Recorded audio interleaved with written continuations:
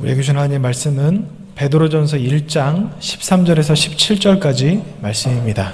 베드로전서 1장 13절에서 17절까지 말씀입니다.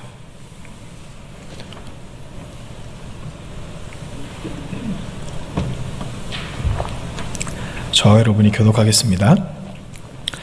그러므로 너희 마음의 허리를 동이고 근신하여 예수 그리스도께서 나타나실 때에 너희에게 가져다 주실 은혜를 온전히 바랄지어다. 너희가 순종하는 자식처럼 전에 알지 못할 때에 따르던 너희 사역을 본받지 말고 오직 너희를 부르신 거룩한 이처럼 너희도 모든 행실에 거룩한 자가 되라. 기록되었으되 내가 거룩하니 너희도 거룩할지어다 하셨느니라. 함께 봅니다. 외모로 보시지 않고 각 사람의 행위대로 심판하시는 이를 너희가 아버지라 부른즉 너희가 나그네로 있을 때를 두려움으로 지내라. 아멘. 오늘은 이 베드로전서 1장 13절에서 17절까지의 말씀을 상고하기 원하는데 이 말씀은 하나님께서 우리에게 거룩에 대해서 하신 말씀입니다. 이 시간 이 말씀을 함께 나누게 될 텐데 오늘은 좀 성경을 좀 많이 볼 거예요. 그러니까 핸드폰으로 지금 예배를 드리시고 계신 분들이나 아니면 TV나 뭐 컴퓨터를 통해서 예배 드리시는 분들은 성경을 준비해 주시기 바랍니다. 한 절 한 절 성경을 보면서 우리 아버지의 마음을 알아가기 원합니다. 베드로는 하나님을 믿는 자들에게 편지를 썼습니다. 그 편지를 쓴 내용이 오늘 베드로전서 그리고 베드로후서의 내용인데 특별히 이 13절부터 17절까지는 하나님께서 우리들을 부르신 그 부르심에 대해서 이야기하고 계시는 것이고 그 부르심에 대해서 거룩이라는 것으로 귀결시켜서 결론을 내리고 있습니다. 먼저 13절부터 우리가 함께 보겠습니다. 베드로전서 1장 13절 그러므로 너희 마음의 허리를 동이고 근신하여 예수 그리스도께서 나타나실 때에 너희에게 가져다 주실 은혜를 온전히 바랄지어다. 너희 마음의 허리를 동이라 이렇게 시작을 하고 있는데요. 여기서 말씀하시는 마음이라고 하는 것은 생각 그리고 뭐 사고방식, 인식 이렇게 볼 수 있습니다. 베드로전서 1장 13절에 방금 읽었던 너희 마음의 허리를 동이라 그리고 출애굽기 12장 11절 말씀을 보겠습니다. 너희는 그것을 이렇게 먹을지니 허리에 띠를 띠고 발에 신을 신고 손에 지팡이를 잡고 급히 먹으라. 이것이 여호와의 유월절이니라. 베드로는 마음의 허리를 동이라고 말씀하고 계시면서 출애굽 직전에 이스라엘 백성들에게 하나님께서 명령하셨던 음식을 먹을 때 허리에 띠를 띠고 급하게 먹으라고 말씀하셨던 그 말씀을 인용하고 있습니다. 이 말씀의 의미는 마음의 허리를 동이라 은유적인 표현으로 볼 수도 있고 그리고 우리가 그냥 쉽게 이해할 수 있는 것 같이 긴장의 끈을 놓지 말라 이런 뜻이 있습니다. 그러면 마음의 허리를 동인다는 것은 무엇일까? 마음은 생각인데 생각과 사고방식과 인식인데 마음을 통제하라고 말씀하시는 겁니다. 그러니까 내가 생각나는 대로 살지 말고 내가 느끼는 대로 살지 말고 이것을 통제하라. 허리를 동이라. 내 마음대로 이렇게 살지 말고 항상 긴장의 끈을 놓지 말아라. 이렇게 말씀하고 계십니다. 그러면서 허리를 동이고 그 뒤에 근신하여 이렇게 말씀하시는데 근신하다는 말은 정신을 차리다, 절제하다 이런 뜻이 있습니다. 여기에 사용된 근신이라는 단어는 신약 성경에 우리가 알고 있는 흔히 보는 그 근신과는 약간 다른 단어인데 이 단어와 똑같은 근신이라고 하는 단어가 신약 성경에 6번 정도 사용됐습니다. 이 근신이 사용될 때 근신하라는 말을 쓰실 때 어떤 내용이 있었냐면 잠을 자지 말고 깨어 있어라. 주로 깨어 있어라. 깨어서 근신해라. 깨어서 기도해라. 정신을 차려라. 정신 차리고 근신해라. 이렇게 쓰였습니다. 그러니까 근신하라만 쓰인 게 아니라 정신을 차려라. 깨어서 근신해라. 깨어서 기도하고 깨어서 근신하고 기도해라. 이렇게 같이 쓰였다는 것을 알 수 있습니다. 이것을 통해서 알 수 있는 것은 마음의 허리를 동이는 것 그리고 근신하는 것은 더 강조하는 것이라고 볼 수 있습니다. 마음의 긴장을 끈을 놓지 말아야 되는데 그냥 긴장의 끈만 놓지 않고 끝나는 것이 아니라 허리를 동이고 긴장의 끈을 놓지 않고 근신해라. 깨어서 정신 차리고 있어라. 이렇게 말씀을 하고 계시는 겁니다. 그 뒤에 13절에 이렇게 말씀하셨죠. 예수 그리스도께서 나타내실 때 너희에게 가져다 주실 은혜를 온전히 바랄지어다. 이렇게 말씀을 하고 계신데 너희에게 가져다 주실 은혜, 이게 무엇일까요? 이 말씀은 베드로전서 1장 5절을 통해서 알 수 있습니다. 베드로전서 1장 5절입니다. 너희는 말세에 나타내기로 예비하신 구원을 얻기 위하여 믿음으로 말미암아 하나님의 능력으로 보호하심을 받았느니라. 그러니까 예수님께서 다시 오실 때, 재림하실 때 우리에게 주실 것들이 여러 가지가 있는데 그것들 중에 가장 귀하고 가치 있는 것을 한 단어로 응축해서 표현한다면 궁극적인 구원입니다. 영과 혼과 육이 하나가 되어서 구원받는 것, 이것이 예수 그리스도께서 우리에게 주실 은혜라고 이렇게 말씀을 하고 계십니다. 14절로 넘어가겠습니다. 너희가 순종하는 자식처럼 전에 알지 못할 때에 따르던 너희 사욕을 본받지 말고, 이 번역이 좀 매끄럽지가 않더라고요. 그래서 제가 표준 세번역 성경을 찾아보니까 표준 세번역은 이렇게 나와 있습니다. 여러분이 이제는 순종하는 자녀가 되었으니 전에 알지 못할 때 가졌던 욕망을 따라 살지 말고 라고 이렇게 말씀하고 계신데, 여러분 여기에 잠시만 다시 띄워주시겠어요? 표준 세번역 버전 말고 개역개정 버전을 잠깐만 띄워주시기 바랍니다. 네, 너희가 순종하는 자식처럼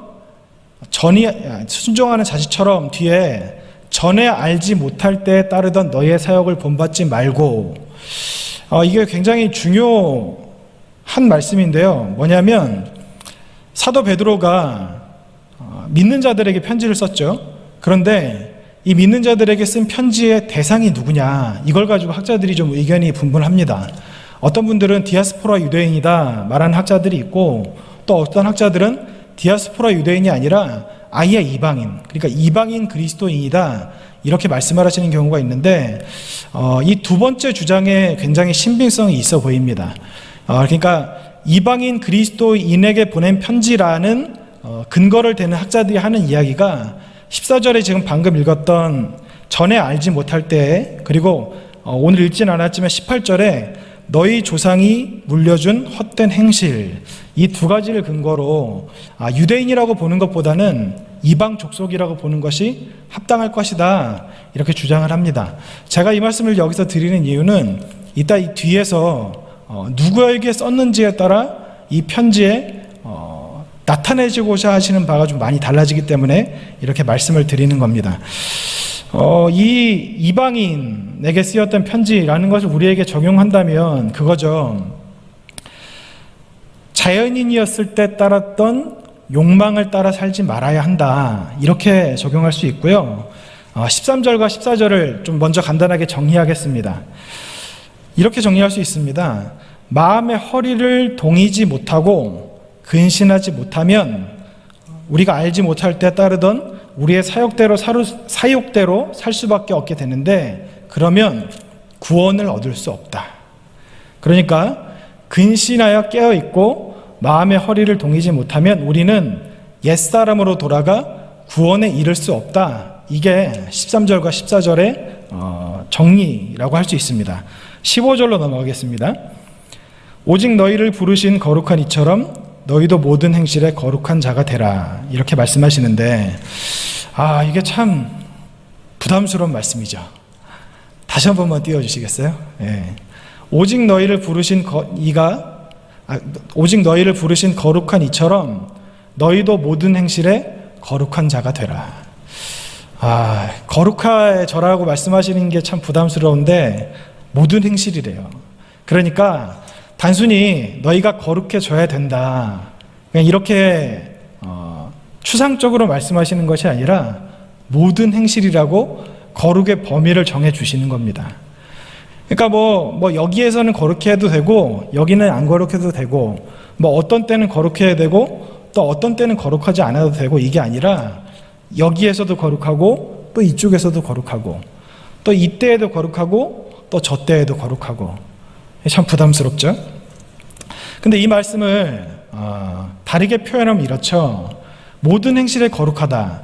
그러면 이거는 이렇게 볼 수 있습니다. 너희는 완전해야 된다. 더 부담스러우시죠? 지난번에 제가 잠깐 말씀을 드렸었는데 신학계에서는 이 논쟁이 아직까지도 있습니다. 뭐냐면 그리스도인의 완전히 가능한가? 이것 가지고 여러 가지 이야기들이 있는데 이 부분은 우리가 나중에 좀 이야기를 나눌 수 있었으면 좋겠습니다. 아무튼 16절로 넘어가겠습니다. 기록되었으되 내가 거룩하니 너희도 거룩할지어다 하셨느니라. 16절에 있는 이 말씀은 레위기에도 기록이 되어 있고요. 그리고 출애굽기에도 이런 내용이 기록되어 있습니다. 15절 말씀에도 모든 행실에 거룩해야 된다고 말씀하시면서 우리가 모든 행실에 거룩해야 되는 이유가 하나님께서 거룩하시기 때문에 너희도 거룩해야 된다. 그러니까 거룩의 이유가 하나님 때문이다. 이렇게 말씀을 하고 있는 겁니다. 17절로 넘어가겠습니다. 외모로 보시지 않고 각 사람의 행위대로 심판하시는 이를 너희가 아버지라 부른즉 너희가 나그네로 있을 때를 두려움으로 지내라. 이렇게 말씀을 하고 계신데요. 17절은 하나님이 어떤 분이신지에 대해서 두 가지로 말씀하고 있습니다. 여기 표시되어 있는 것 같이 첫 번째 하나님에 대해서 묘사하기를 하나님은 심판하신 하나님이라고 그렇게 말씀하고 있습니다. 잠언 20장 8절입니다. 심판 자리에 앉은 왕은 그의 눈으로 모든 악을 흩어지게 하느니라. 히브리서 4장 13절 말씀입니다. 지으신 것이 하나도 그 앞에 나타나지 않음이 없고 우리의 결산을 받으실 이의 눈앞에 만물이 벌거벗은 것 같이 드러나느니라. 성경은 하나님께서 심판의 주시라고 말씀하십니다. 재판관이라고 말씀하시죠. 그럼 여러분, 재판관에게 가장 필요한 덕목이 무엇일까요? 재판관이 갖추어야 될 여러 가지 덕목이 있겠지만 가장 중요한 덕목은 뭐냐면요, 바로 공의입니다. 뚜렷한 기준을 가지고 이쪽으로도 치우치지 않고 저쪽으로도 치우치지 않고 공의로운 판결을 내리는 것이 가장 중요한 재판관의 재판관의 덕목이라고 할 수 있습니다.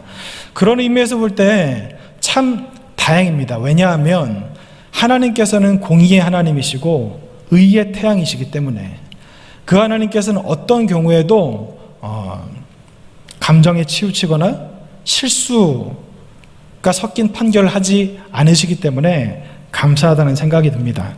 근데 베드로는 지금 여기에서 말씀하셨던 이 고백을 사도행전에서 똑같이 했던 적이 있습니다. 사도행전 10장 34절 말씀입니다. 베드로가 입을 열어 말하되 내가 참으로 하나님은 외모를 보지 아니하시고 라고 이렇게 고백했던 적이 있는데요. 여기서 외모를 보지 않으신다는 그 어원, 그러니까 원래 뜻을 찾아보면요, 이겁니다. 공정하게, 공평하게. 그러니까 하나님은 우리의 얼굴을 보지 않으신다. 여기에서 끝나는 것이 아니라 하나님은 공평하고 공정하게 판결을 내리시는 분이시다. 이렇게 말씀하고 있는 겁니다. 17절에 말씀하시는 또 다른 하나님의 모습, 두 번째 하나님의 모습은요, 바로 아버지 하나님입니다. 우리는 심판의 주인인 그 하나님, 심판의 주님 하나님을 아버지라고 부르죠. 그럼 여러분이 그럴 일은 아마 없으시겠지만 혹시라도 여러분이 어떤 잘못을 하셔가지고 재판을 받아야 되는 상황이 됐다고 한번 생각을 해볼까요? 그 재판을 받아야 되는 상황에 재판장에 들어섰는데 재판관, 그러니까 요즘으로 말하면 판사가 아버지인 거예요. 우리 아버지가 판사인 겁니다. 이렇게 말씀드리면 좀 잘 안 와 닿으실 수도 있겠는데 이 당시에 재판관의 권한은 지금과는 많이 달랐죠. 지금은 판사가 있고 검사가 있고 변호인이 있고, 그리고 변호인이 변호를 하고 여러 가지 증거를 제시해서 여러 가지 정황과 증거들을 결합해서 판결을 내리지 않습니까? 근데 그 당시에 재판관, 심판관은요, 이 심판관에게 절대적인 권한이 있었습니다.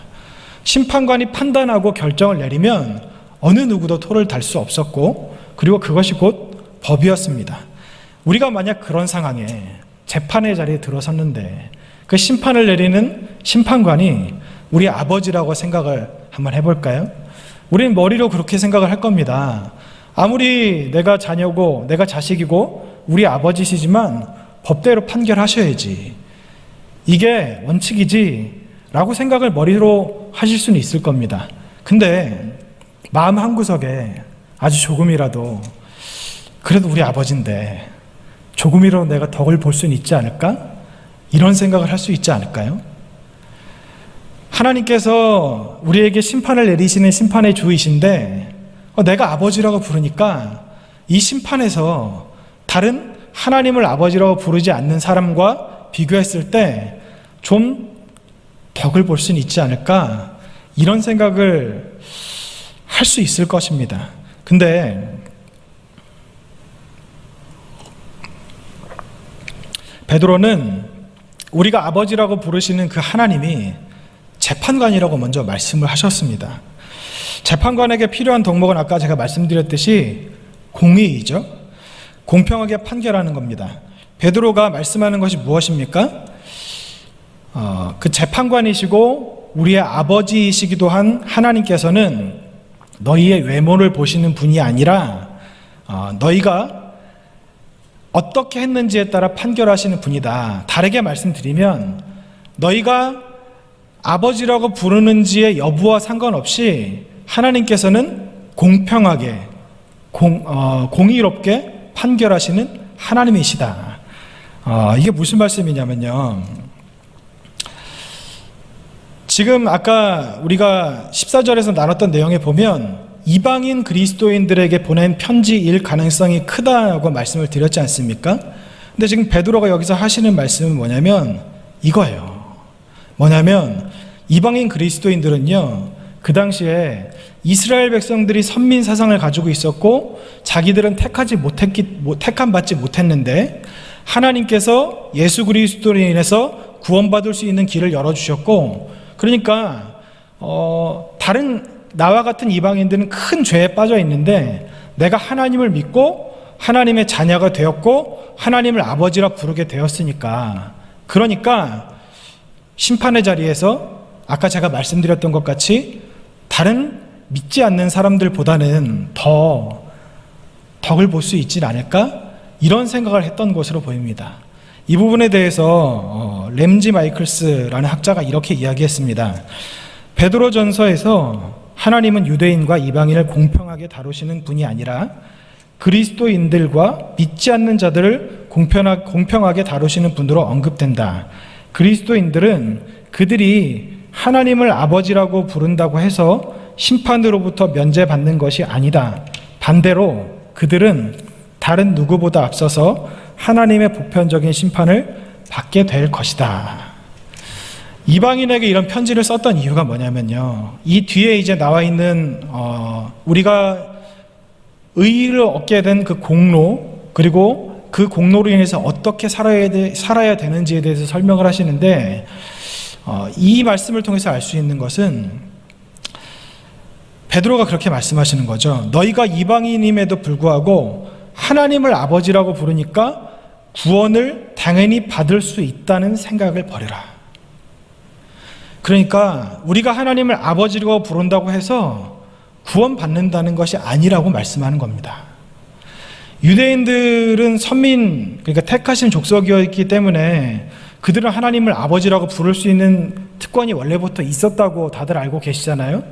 그런데 그런 권한이 없던 이방인들이 이제 예수 그리스도로 말미암아 양자가 되어서, 하나님의 양자가 되어서 하나님을 아버지라고 부를 수 있는 권한을 얻게 되었다 하더라도 그것이 심판의 기준은 아니라고 말씀하는 겁니다.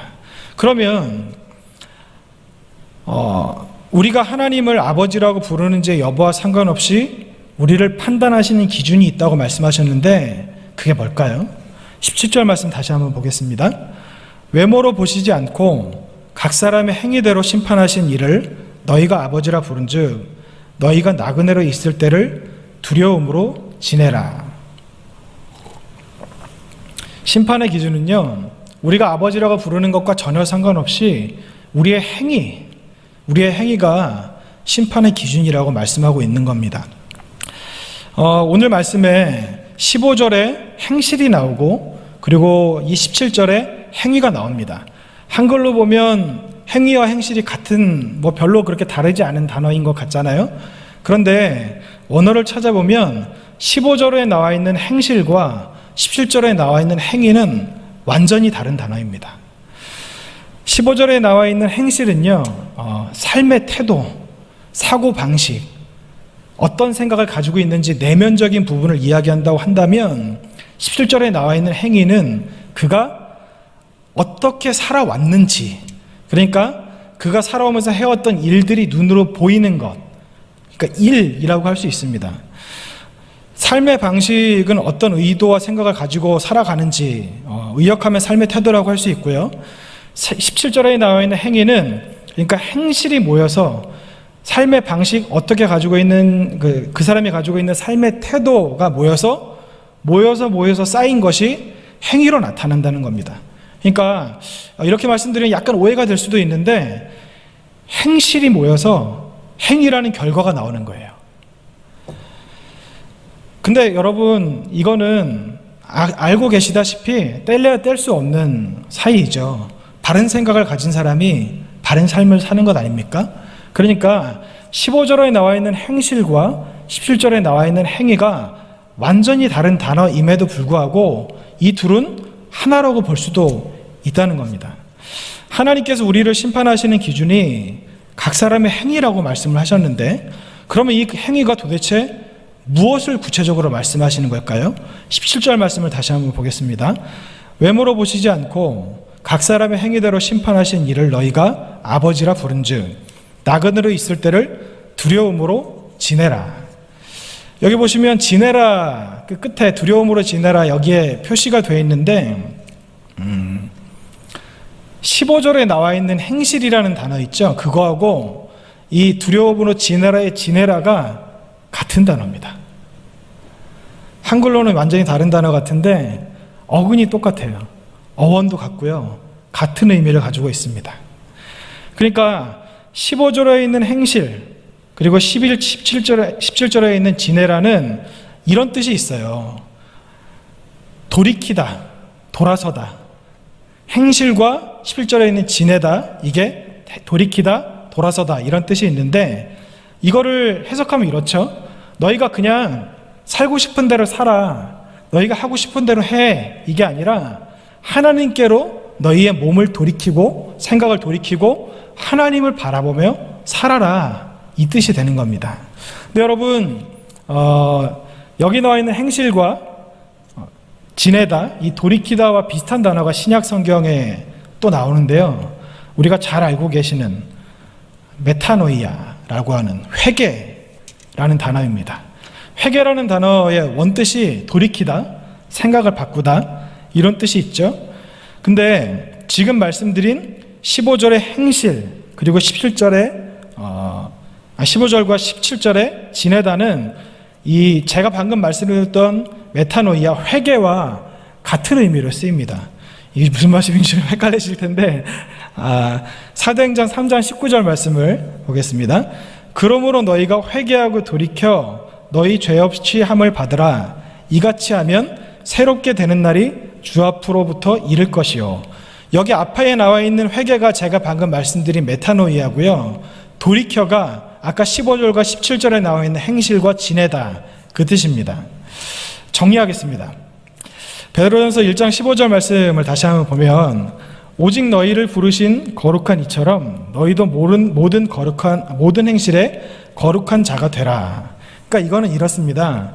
우리를 심판하신 하나님께서 우리의 행위대로 심판하시는데 그 행위는 회개로 몸을 돌이키는 겁니다. 회개하고 몸을 돌이키는 겁니다.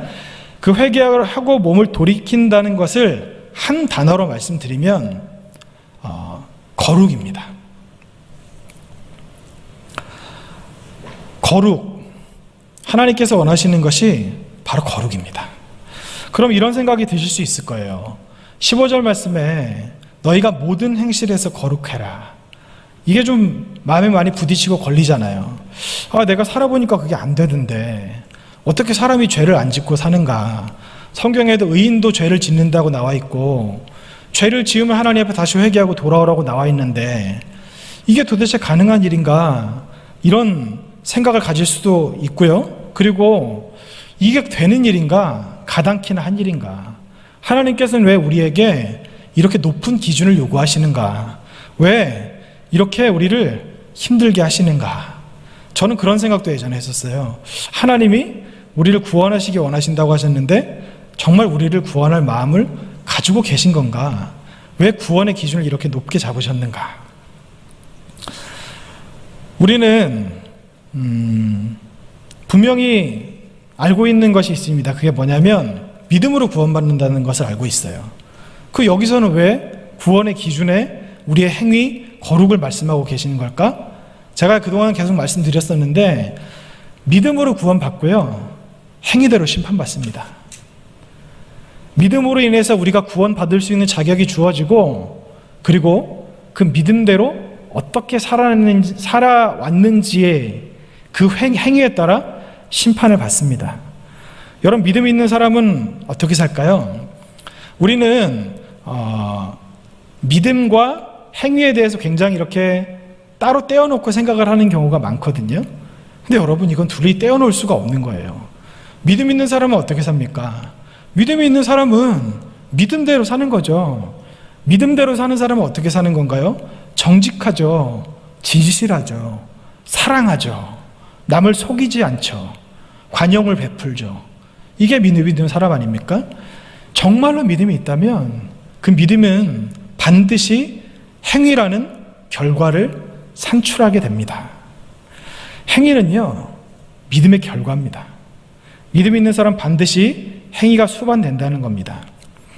하나님께서 우리에게 요구하시는 것은 거룩한 행위, 거룩한 삶입니다. 15절의 모든 행실에 거룩한 자가 되라.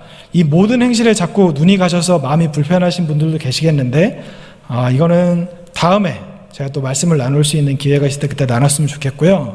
제가 여러분께 잠깐 질문하겠습니다. 예배에 참여하고 계신 분들 아마 핸드폰으로 보고 계실 텐데 속으로 한번 마음으로 손을 한번 들어주세요. 질문은 이겁니다. 스스로 생각할 때 내가 거룩하다고 생각하는 분이 계시다면 마음속으로 손을 들어주시기 바랍니다.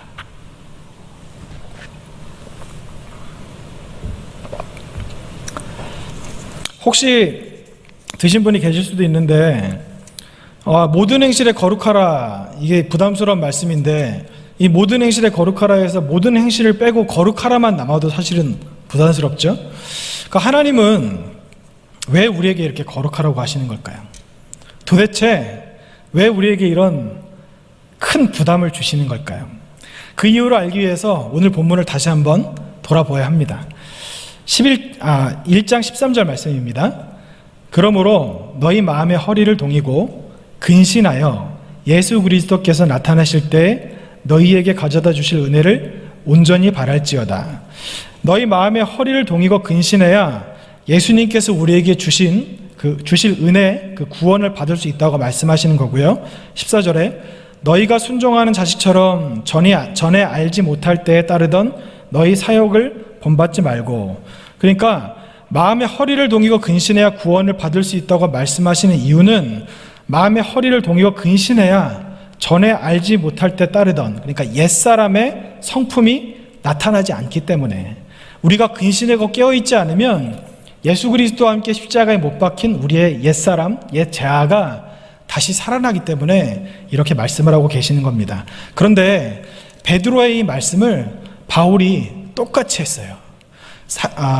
로마서 12장 2절 말씀입니다. 너희는 이 세대를 본받지 말고 오직 마음을 새롭게 함으로 변화를 받아 하나님의 선하시고 기뻐하시고 온전하신 뜻이 무엇인지 분별하도록 하라, 이렇게 말씀하시는데요. 베드로는요, 다 눈으로 보고 계시겠지만 그 14절 말씀을 보시면 베드로는 너희의 미래를 위해서 너희의 과거와 단절하라, 이렇게 말씀하고 계신 것이고, 그리고 바울은 너희의 미래를 위해서 현재 너희의 모습과 단절하라, 이렇게 말씀하고 계신 겁니다. 그러니까 이게 다르게 표현하고 있는 것 같지만 사실은 이거예요. 너희의 생각을 바꿔라. 너의 삶의 방식을 바꿔라. 그게 너희 영혼 구원, 그러니까 너희가 살 길이다. 이렇게 말씀하고 계시는 겁니다. 베드로전서 1장 14절과 로마서 12장 2절 말씀을 같이 한번 보겠습니다. 표시된 곳을 주목해서 봐주시기 바랍니다. 베드로전서 1장 14절입니다. 너희가 순종하는 자식처럼 전에 알지 못할 때에 따르던 너희 사역을 본받지 말고, 그리고 로마서 12장 2절 너희는 이 세대를 본받지 말고 라고 이렇게 말씀하고 계시는데요. 자, 다음으로 넘어가서 베드로전서 1장 14절부터 15절, 그리고 로마서 12장 2절 말씀 다시 한번 보겠습니다. 너희가 순종하는 자식처럼 전에 알지 못할 때에 따르던 너희 사역을 본받지 말고 오직 너희를 부르신 거룩한 이처럼 너희도 모든 행실에 거룩한 자가 되라. 이거하고 로마서 12장 2절에 표시된 오직 마음을 새롭게 함으로 변화를 받아 하나님의 선하시고 기뻐하시고 온전하신 뜻이 무엇인지를 분별하도록 하라. 똑같은 거예요. 너희가 전에 알지 못할 때에 따르던 사역을 본받지 말고랑 너희는 이 세대를 본받지 말고가 같은 말이고요. 그리고 너희를 부르시니가 거룩한 이처럼 너희도 모든 행실에 거룩한 자가 되라와 지금 로마서 12장 2절에 마음을 새롭게 해서 변화를 받으라, 분별하라, 이게 같은 말씀인 겁니다. 단어와 표현 방식은 차이가 있지만 베드로가 바울은 같은 말을 하고 있는 겁니다. 그러면 거룩한 행실에 대해서 조금 더 알아보기 위해 방금 우리가 읽었던 로마서 12장 2절을 봐야 되는데 거기에 이렇게 나와 있어요. 하나님의 선하시고 기뻐하시고 온전하신 뜻이 무엇인지를 분별하라. 이거를 한마디로 하면 그거죠. 하나님의 뜻이 무엇인지를 분별하라. 이것에 대해서 우리가 알 수 있으려면 다른 곳 성경을 한 번 더 봐야 되는데 구약에 나와 있습니다. 미가 6장 8절입니다. 사람아, 주께서 선한 것이 무엇임을 내게 보이셨나니 여호와께서 내게 구하시는 것은 오직 정의를 행하며 인자를 사랑하며 겸손하게 내 하나님과 함께 행하는 것이 아니냐. 주께서 선한 것이 무엇인지를 보여주셨거든요. 주께서 선한 것이 무엇인지를 보여주셨는데 이 보여주신 것은 뭐냐면 이거예요. 주님께서 보여주셨다는 것은 하나님께서 우리에게 원하시는 것. 다시 한번 띄워주세요. 여호와께서 내게 구하시는 것, 이것은요, 다른 말로 하면 우리를 향한 하나님의 뜻이라고 할 수 있습니다. 그러니까 이 로마서 12장 2절에 나와 있는 하나님의 뜻이 이 미가 6장 8절에 나와 있는 것과 겹친다는 거예요. 로마서 12장 2절에는 다시 띄워주세요. 이 세대를 본받지 말고 하나님의 뜻대로 살라, 이렇게 말씀하시면서 미가 6장 8절에 그 하나님의 뜻이 정의를 행하고 인자를 사랑하며 겸손하게 내 하나님과 함께하는 것이라고 말씀하고 계십니다. 좀 잘 이해를 하실 수 있게 제가 설명을 하고 있는지 모르겠는데 좀 더 가보겠습니다. 이번에는 성경이 세 구절인데요. 제가 읽어보겠습니다. 로마서 12장 2절 말씀인데 오직 마음을 새롭게 함으로 변화를 받아 하나님의 선하시고 기뻐하시고 온전하신 뜻이 무엇인지를 분별하도록 하라. 그리고 이 뜻이 여호와께서 내게 구하시는 것은 오직 정의를 행하며 인자를 사랑하며 겸손하게 내 하나님과 함께 하시는 것이 아니냐. 하나님의 뜻이 이거라는 거죠. 그런데 오늘 본문에 오직 너희를 부르신 거룩한 이처럼 너희도 모든 행실에 거룩한 자가 되라, 이렇게 말씀하시는 겁니다. 그러니까 제가 지금까지 쭉 설명드렸던 이 모든 말씀, 그러니까 모든 행실과 하나님께서 우리를 판단하시는 기준이 뭐냐면요, 바로 한마디로 말씀드리면 거룩입니다. 하나님께서 우리에게 가지고 계신 하나님의 뜻은 우리가 거룩해지는 겁니다. 그래서 하나님께서 내가 거룩하니 너희도 거룩하라, 이렇게 말씀하시는 겁니다. 본문 16절을 다시 보겠습니다. 기록되었으되 내가 거룩하니 너희도 거룩할지어다 하셨느니라. 여러분, 이 말씀은 레위기 11장 44절과 45절에 걸쳐서 기록되어 있는 말씀이거든요.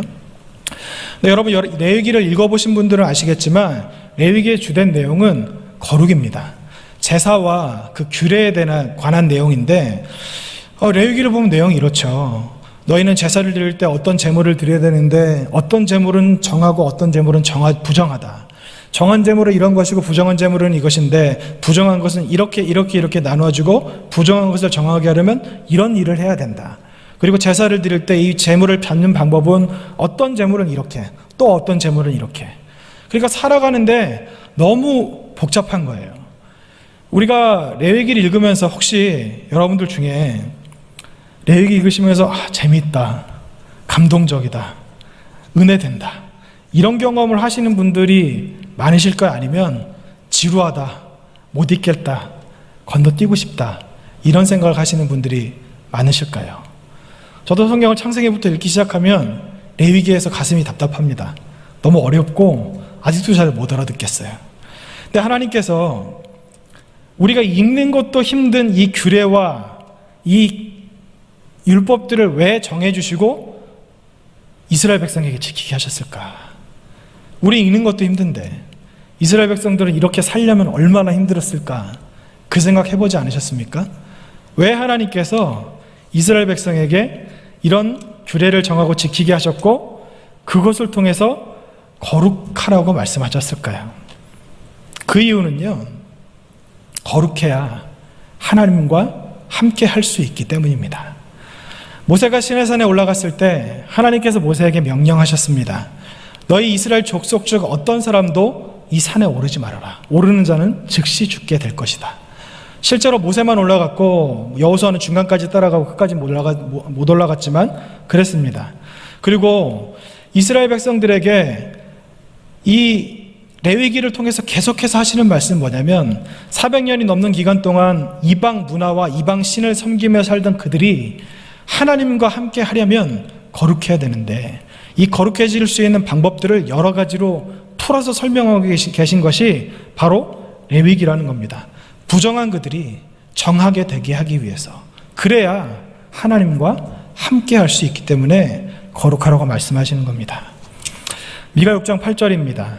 사람아, 주께서 선한 것이 무엇임을 내게 보이셨나니 여호와께서 내게 구하시는 것은 오직 정의를 행하며 인자를 사랑하며 겸손하게 하나님과 행하는 것이 아니냐.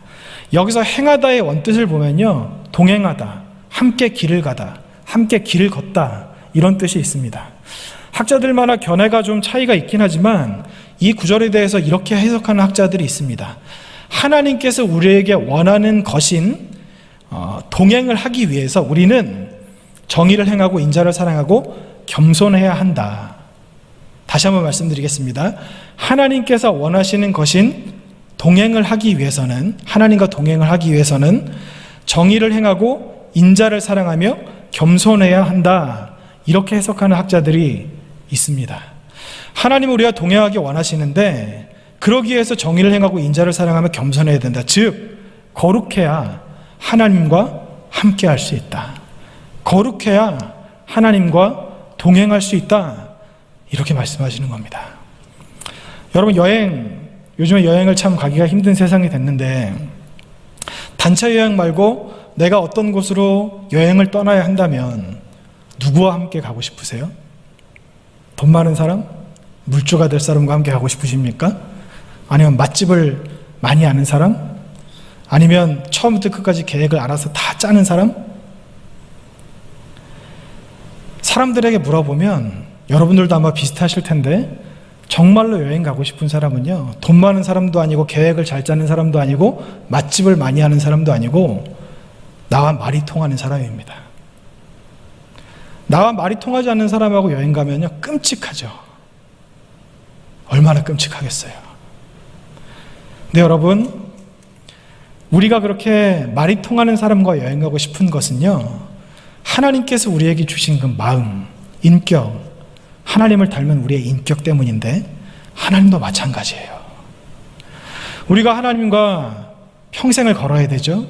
우리 입장에서는 평생이지만 하나님 입장에서는 잠시의 그 시간, 그리고 우리가 죽고 나서 주님 곁으로 다시 돌아가려면, 하나님과 함께 하려면 우리가 거룩해야 되는데 거룩하지 않으면 하나님과 함께 할 수도 없고 천국에 갈 수도 없으니까, 그래서 하나님께서 우리에게 거룩하라고 말씀하시는 겁니다. 사랑하는 영주의 성도 여러분, 거룩은요, 모든 믿는 자들이 걸어야 될 성화의 길 끝자락에 있는 도달해야 될 지점이기도 하고, 또 거룩은 모든 믿는 자들이 시작해야 될 그 성화의 길 첫 시작에서 만날 수 있는 것입니다. 거룩은 어떤 아주 높은 수준의 믿음을 가진 사람이 거룩해질 수도 있지만, 우리가 하나님을 믿는 그 믿음과 의로 말미암아 거룩해질 수 있다는 겁니다. 그래서 하나님께서는 내가 거룩하니 너희도 거룩할지니라 이렇게 말씀하시는 겁니다. 하나님은요, 우리에게 높은 기준을 정해두시고 너희는 이 수준을 넘어서야 돼, 너희는 이것 최소한 이 정도는 해야 돼, 그래야 나의 자녀라고 할 수 있어, 이렇게 우리를 힘들고 어렵게 하시는 하나님이 아니십니다. 하나님께서 우리에게 내가 거룩하니 너희도 거룩하라고 말씀하시는 것은 내가 거룩하니까 너희도 거룩해야 나와 말이 통하지 않겠느냐. 거룩한 나와 함께 하려면 죄성을 가지고 세상에 빠져있는 너희와 대화가 되겠느냐, 같이 할 수 있겠느냐, 이런 말씀을 하시는 거예요. 어떤 목사님이 예전에 그런 말씀을 하시더라고요. 그냥 농담 삼아 하신 말씀인데, 천국 가면 참 심심할 것 같대요. 천국 가서 뭐 놀러 다니는 것도 아니고 재밌는 게 있는 것도 아니고 24시간 하나님 앞에 찬송하고 말씀 듣고 경배하고 얼마나 지루하겠느냐, 이렇게 말씀하시면서 하나님을 믿지 않는 사람이 천국에 가면 그게 지옥일 거다, 이런 말씀을 하셨거든요. 이게 무슨 말씀일까요? 우리가 우리의 영혼육이 하나님을 따라 거룩해지지 않으면 천국이 우리에게 의미가 없는 겁니다. 그 거룩하신 하나님, 의의 태양이신 그 하나님, 그 하나님과 우리의 본성이 같아져야 비로소 영원토록 거하는 그 천국의 삶이 기쁨이 되는 것이고 즐거움이 되는 것이죠. 하나님께서 우리에게 정말로 원하시는 것은요, 다시 한번 말씀드립니다. 이것은 내가 거룩하니 너희도 거룩하라, 우린 명령형으로 생각하시지만 이 레위기에 나와 있는 말씀을 자세히 다시 보고 원어로 보면요, 명령이 아니라 권유예요. 내가 거룩한데 너희도 거룩할 수는 없겠니? 너희가 거룩해야 나와 함께 할 수 있을 텐데, 너희가 거룩해야 나와 동행할 수 있을 텐데 너희는 거룩할 수 없겠니? 이렇게 말씀하시는 겁니다. 여러분, 하나님은 우리에게 어려운 것을 요구하시는 하나님이 아니세요. 만약 이 거룩이라고 하는 것이 정말 어려운 거라면 하나님께서 우리에게 모든 행실에서 거룩하라고 하셨을까요? 우리가 다 거룩해질 수 있는 겁니다. 하나님께서 우리에게 부르시는 거예요. 나와 함께 하자, 나와 함께 가자, 나와 길을 걷자, 나와 동행하자. 이게 바로 내가 거룩하니 너희도 거룩하라. 이 하나님의 부르심에 응답하시는 저 여러분이 되시길 원합니다.